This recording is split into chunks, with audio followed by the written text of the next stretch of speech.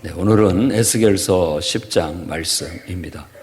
8장부터 11장까지가 크게 보면 바로 이 환상으로 계속 이어집니다. 그러니까 성전, 예루살렘 성전에 하나님의 영이 에스겔을 이끌어 가서 보여주는 환상입니다. 8장에서는 예루살렘 성전의 안에 뜯어보니까 숨은 우상숭배가 아주 가득했다라는 거. 그래서 하나님이 진노할 수밖에 없고 분노를 쏟을 수밖에 없다라는 걸 보여줬고, 어제 우리가 읽었던 말씀에서는 바로 하나님께서 그 예루살렘을 심판하시기 위해서 6 사람, 그리고 그 중에 한 사람이 먹통을 들고 죽이지 않을 거룩한 사람들만 이마에 표를 하게 했고, 나머지는 다 죽이라는 그런 명령을 받았다는 것.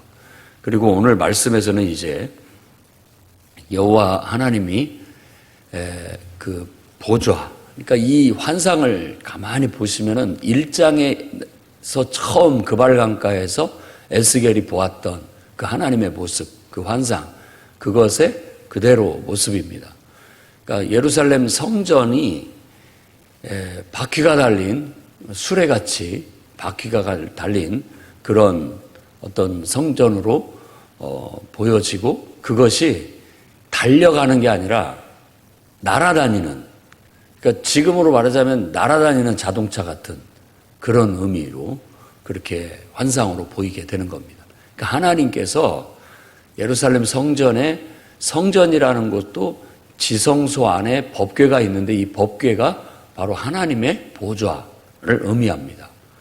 2 천사가 날개를 맞대고 딱 이렇게 서 있는 것은 마치 왕이 앉고 그 시중을 두는 시녀가 둘이 부채를 들고 이렇게 서 있는 것 같은 그런 이미지. 그러니까 성전은 하나님의 왕궁을 이미지해서 그것을 이렇게 표현한 것이라고 볼 수 있고 그랬습니다. 근데 이제 포로로 끌려가서 예루살렘 성전을 가까이 할 수 없는 그런 입장에서 하나님께서 에스겔에게 환상을 열어서 보여주신 것은, 하나님이 예루살렘에 머물러 계시지 않고 이제 그곳이 마치 그 성전이 하나님이 앉아 계셨던 그 보좌를 날개 달린 그룹들, 거기에 벽면에 예루살렘 솔로몬이 지은 성전의 4개의 벽면에 그려진 모습들입니다.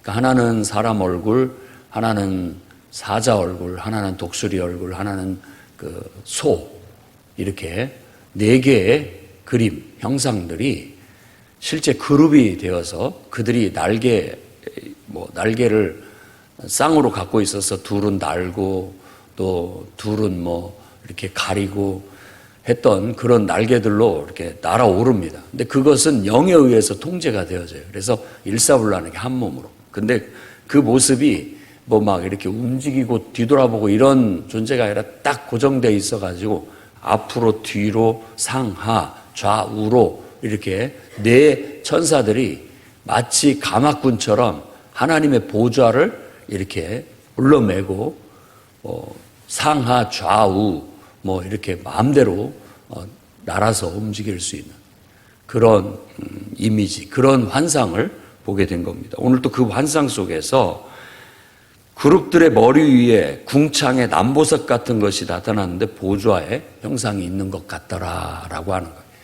지금 이렇게 같더라라고 말하고 또 여기서 묘사되는 구름이 빽빽하게 가득 찼다, 이런 모든 것들이 하나님에 대한 신비를 말하는 겁니다. 남보석이나 황옥 이런 것들도 빛나는 하나님의 영광, 이런 것들을 보여주는 겁니다. 그래서 하나님은 마치 하늘의 궁창에, 하늘의 하나님이니까 이 어떤 세상의 초월적인 분이라는 묘사를 늘 하늘, 이런 걸 통해서 쓰는 겁니다. 그러니까 우리가 생각하는 우주 공간 안에 하나님이 어디 계시는 게 아니라 하나님은 초월적인 분입니다. 이런 피조물 속에 하나님이 갇혀 계신 분이 아니죠. 그러니까 범신론 같은 경우는 모든 만물의 신이 다 임재해 있다, 서려에 있다. 심지어 개미도 죽이면 안 된다. 모든 만물은 다 뭐 신이다라는 그런 식으로 해석을 하는데, 하나님은 온 우주 만물에 임재해 계시지만 초월적인 분이신 거예요. 그러니까 범신론은 초월성이 없습니다. 그리고 또 성석을 구분하는 이원론 같은 경우는 다 모든 것들이 영은 거룩한 거고, 그러니까 초월적인 것이고 이 물질은 아무것도 아니라고 그렇게 생각합니다. 그림자 같은 것이고, 그러니까 별 의미가 없다라고 생각하는 거죠. 근데 다 그것은 온전치 못한 부분적인 신 개념일 뿐인 거예요. 정말 온전한 하나님은 온 우주 만물, 그분이 창조하신 만물 속에 임재해 계실 뿐만 아니라 또한 그 모든 만물을 초월해 계시는 분. 그래서 여기서 말하는 것은 그런 초월성을 말하는 겁니다. 사람과 같지 않고 세상과 같지 않은, 완전히 우리가 이해할 수 없는 초월성. 그래서 어떤 값진 보석의 빛남, 아름다움으로 묘사가 되어질 뿐만 아니라 구름이나, 구름을 연기로도 생각할 수 있습니다. 구름이나 안개나 연기 속에 우리가 아무리 하나님을 안다고 해도 다 알 수 없는 신비, 흡부연한 신비 속에 감춰져 있는 거예요. 여러분들이 만일 꿈을 꿔서 환상 속에서 천국을 갔다 왔다, 뭐 하나님을 만났다 해서 그때 보고 경험했던 하나님이 전부가 아닙니다. 그게 전부라고 생각하면 큰 오산인 것이죠. 내가 성경을 통해서 깨닫고 알고 있는 하나님은 마치 구름 속에서 살짝 하나님을 본 정도, 그런 정도입니다. 마치 보좌인 것 같은데 그 위에 그분이 계신 것 같은데 자세히 보이지 않고 자세히 알 수 없는 그런 존재. 그래서 하나님은 항상 신비 속에 감춰져 있습니다. 그렇게 우리가 이해해야 올바른 신 개념을 갖는 것이지, 마치 하나님을 내가 다 아는 것처럼, 내가 하나님을 제대로 알고 있는 것처럼, 다 알고 있는 것처럼 그렇게 말을 하게 되면 그건 오히려 왜곡을 불러일으킵니다. 아무리 훌륭한 신학자도, 아무리 훌륭한 오세와 같은 그런 하나님의 종들도 하나님을 다 알 수가 없습니다.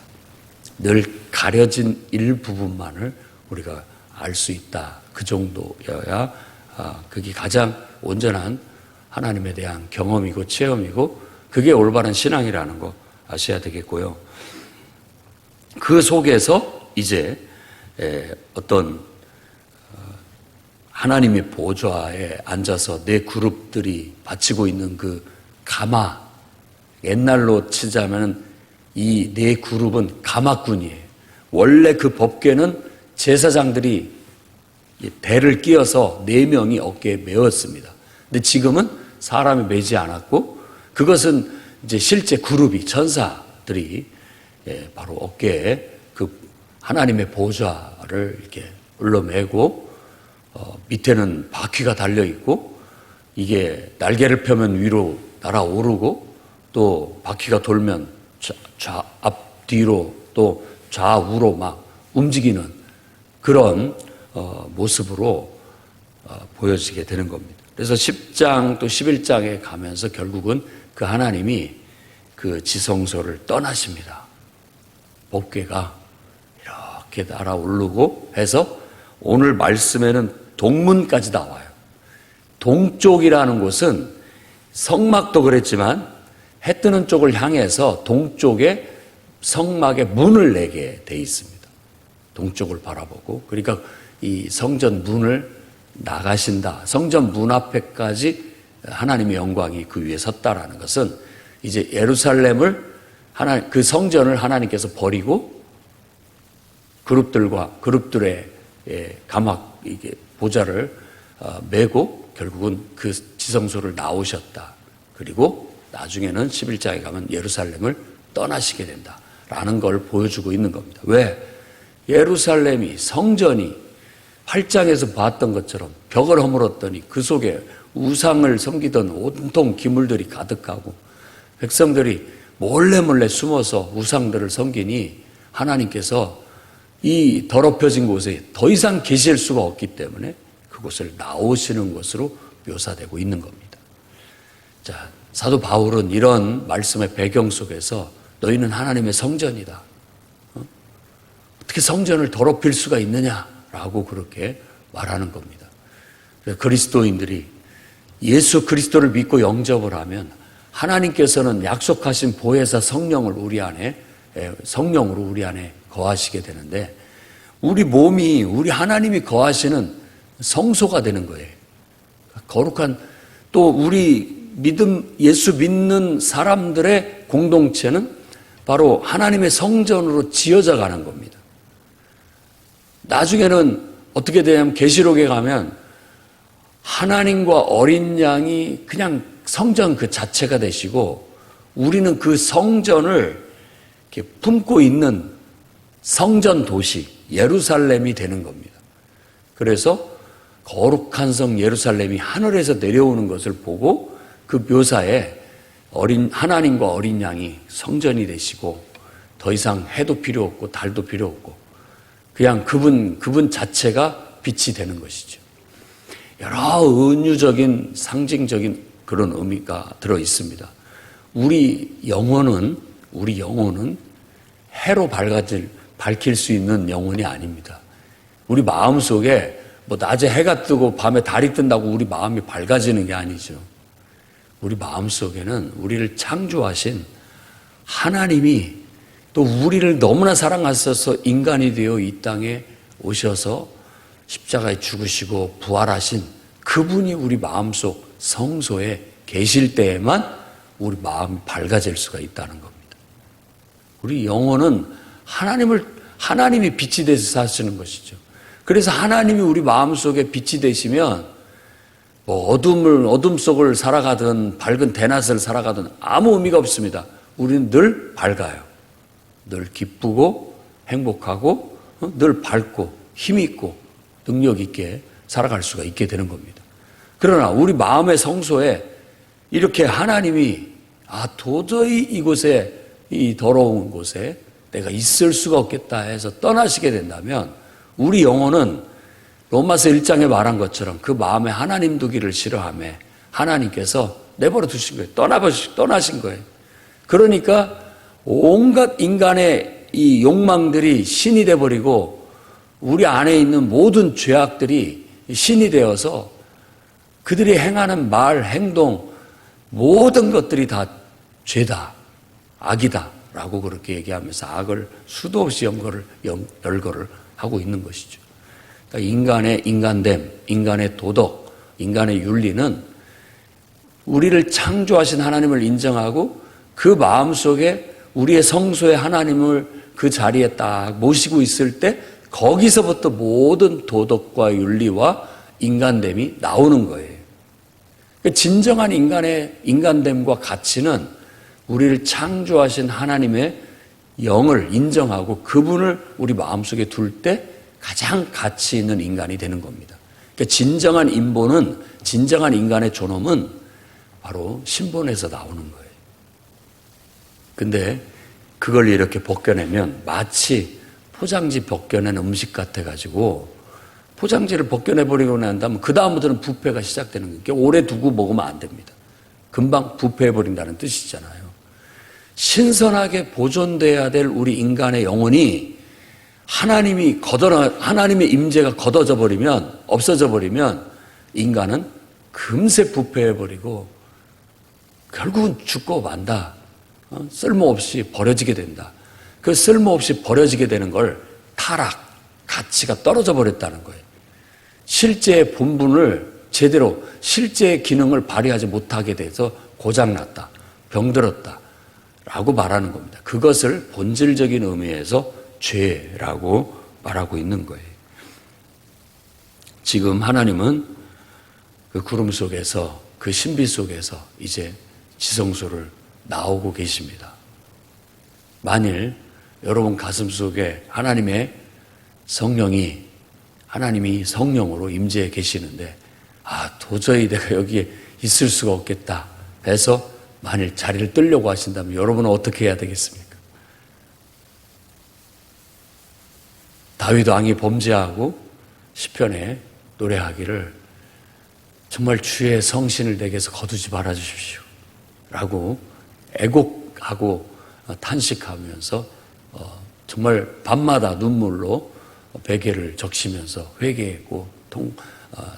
회개했다라는 그런 노래를 우리가 들은 것처럼 우리도 그렇게 해야 됩니다. 그렇게 둘 수는 없습니다. 아멘입니까? 그렇게 둬서는 안 됩니다. 하나님이 나를 떠나시려고 하는데 우리가 가만히 마음 편히 속 편히 그것도 모르고 있어서야 되겠습니까? 정말로 그걸 느꼈고 하나님이 깨우쳐 주셨고 자각했다고 한다면 기분 나빠할 일이 아니라 당장에 대성통곡을 하면서 잘못했다고 하나님 앞에 죄를 고백하고 정말 용서를 구하고 하나님의 은혜를 우리가 잃어버리지 않도록 붙잡아야 되는 겁니다. 그리고 하나님이 싫어하시는 죄악들, 우리 안에 있는 우상들을 다 제거해내고 우리 안에 부정한 것들, 불의한 것들, 하나님이 싫어하는 거짓된 것들을 다 쓸어내고 하나님 계십시오. 제 안에 계셔 주십시오. 라고 해야 되는 겁니다. 성경을 다 읽어보십시오. 결국은 하나님이 우리 안에 계시는 것, 그것이 곧 구원이고 그게 인간의 가장 놀라운 축복이라는 걸 우리는 알 수 있습니다. 성령을 소멸하는 것, 하나님의 영광이 우리를 떠나는 것, 그것은 가장 큰 불행이고 하나님의 영광이나 하나님의 임재에, 하나님의 은혜에 단 한 방울도 없는 곳이 지옥입니다. 지옥이 유황 불못이고 그곳에서는 구더기도 죽지 않는 정말 고통만 받는 곳이라고 알아서 너무나 끔찍하게 생각하실지 모르지만 그거보다 더 무서운 곳이 지옥입니다. 우리 인간이 경험하고 알 수 있는 두려움과 공포, 그 어떤 것을 갖다 대도 하나님의 은총이, 하나님의 은혜가, 하나님의 임재가 단 한 방울도 없는 그곳은 그것보다 더 무섭고 두려운 공포요, 그야말로 지옥입니다. 너무나 무서운 그런 상태에 놓여지게 되는 것이죠.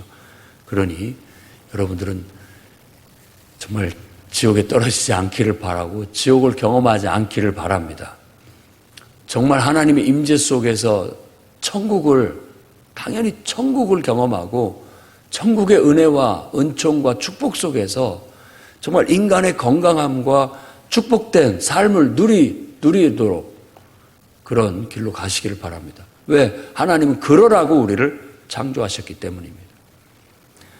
결국 이렇게 하나님이 떠나시면서 그 베옷을 입은 전사들에게 숯불을 가득 기움켜서 한 움큼 해가지고 그 예루살렘, 성읍이라는 곳은 예루살렘에 싹 흩어라, 뿌려라 라고 얘기합니다. 이것은 바로 예루살렘을 불질러라 이런 의미와 같다고 볼 수 있습니다. 심판을 내려라. 마치 소돔과 고모라에 유황불이 막 떨어져서 그 성읍이 완전히 다 멸망한 것처럼 예루살렘을 멸망시켜라는 그런 사명을 받게 되는 겁니다. 이런 이미지가 요한이 밤모섬에서 기도할 때 그대로 가가지고 성전에서부터 불이 쏟아져서 하나님의 진노가 이 땅에 쏟아지는 것으로 묘사하고 있다는 것도 우리가 연결시켜서 해석해 볼 수가 있는 대목입니다.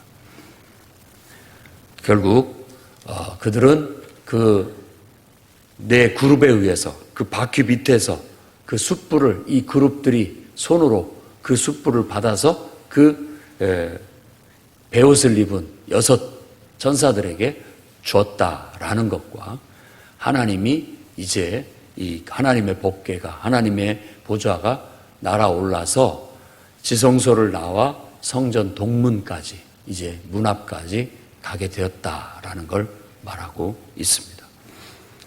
우리 안에 성령을 소멸치 않도록, 우리 안에 은혜를 소멸치 않도록 오늘도 두렵고 떨리는 마음으로 행여라도 내가 성령을 근심케 하고 있지는 않은가, 지금 이거 떠나야 될지 말아야 될지 하나님이 그렇게 생각할 때 내 안에 은혜가 더 이상 느껴지지 않는 것은 아닌가, 정말 하나님의 임재가 늘 있어서 주님이 내게 말씀하시는 듯하고 내 기도가 늘 하나님 앞에 향처럼 피어오르고 그런 속에서 늘 주님과 눈을 맞추면서 하나님의 눈 속에 하나님의 뜻을 읽어내면서 그분과 협력하여서 내 삶을 제대로 살아가고 있는가, 행여 내 안에 숨은 죄악들이 있어 하나님이 그것 때문에 근심하거나 싫어하시지는 않는가 늘 돌아보고 하나님 앞에 바로 설 수 있는 여러분들이 되기를 주의 이름으로 축원합니다.